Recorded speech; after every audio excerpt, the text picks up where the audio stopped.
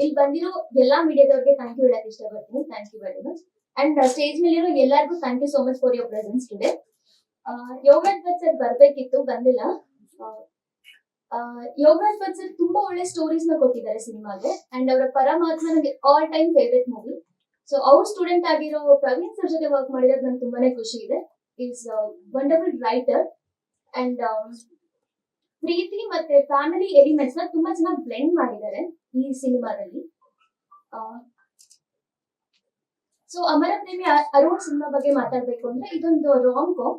ಇದ್ರಲ್ಲಿ complete Ballari shoot ಆಗಿರೋದು. So Ballari Kannada ಕಲಿಬೇಕಿತ್ತು. ನಮ್ಗೆ ತುಂಬಾ ವರ್ಕ್ಶಾಪ್ ಮಾಡಿ ತುಂಬಾ ಟ್ರೈನ್ ಮಾಡಿ ನಾವು ಪರ್ಫೆಕ್ಟ್ ಆದ್ಮೇಲೆ ನಮ್ಗೆ ಆನ್ ಫ್ಲೋರ್ ಕರ್ಕೊಂಡು ಹೋಗಿದ್ವಿ ಶೂಟಿಂಗ್ ಗೆ. ತುಂಬಾ ಚೆನ್ನಾಗಿ ಬಂದಿದೆ ಸಿನಿಮಾ. ಕಂಪ್ಲೀಟ್ ಬಳ್ಳಾರಿಯಲ್ಲಿ ಶೂಟ್ ಮಾಡಿದೀವಿ. ಅಲ್ಲಿ ಹಳ್ಳಿ ಇರ್ಬೋದು, ಎಲ್ಲ ಪ್ರತಿಯೊಂದು ಜಾಗ ಕವರ್ ಮಾಡಿದೀವಿ ಆಲ್ಮೋಸ್ಟ್. ಅಂಡ್ ಬಳ್ಳಾರಿ ಊಟ ಎಲ್ಲ ಟೇಸ್ಟ್ ಮಾಡಿದೀನಿ. ತುಂಬಾ ಖುಷಿ ಇದೆ ಅದು ಪ್ರವೀಣ್ ಸರ್ ಮನೆಗೆ ಹೋಗಿ.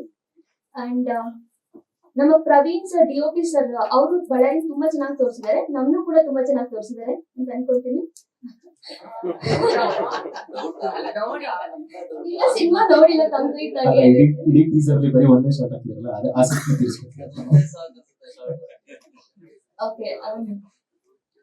ಅಂಡ್ ನನ್ನ ಪಾತ್ರದ ಬಗ್ಗೆ ಹೇಳ್ಬೇಕು ಅಂತಂದ್ರೆ ನನ್ನ ಪಾತ್ರದ ಹೆಸರು ಬಂದು ಕಾವ್ಯ ಅಂತ.